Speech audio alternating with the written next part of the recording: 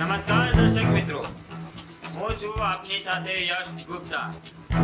આપ જોઈ રહ્યા છો પ્રભુ ન્યૂઝ. સુરતના નાના વરાછા રોડ પર મેટ્રો સ્ટેશનના કામ દરમિયાન એક ગંભીર ઘટના બની હતી.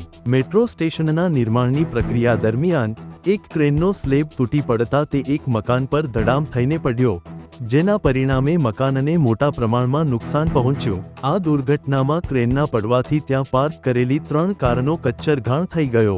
આના કારણે આસપાસના લોકોમાં ભયનો માહોલ ફેલાયો. ગભરાઈને ક્રેનનો ડ્રાઈવર તાત્કાલિક ક્રેનમાંથી કૂદી ગયો, જે દરમિયાન તેને ઈજા પહોંચી છે.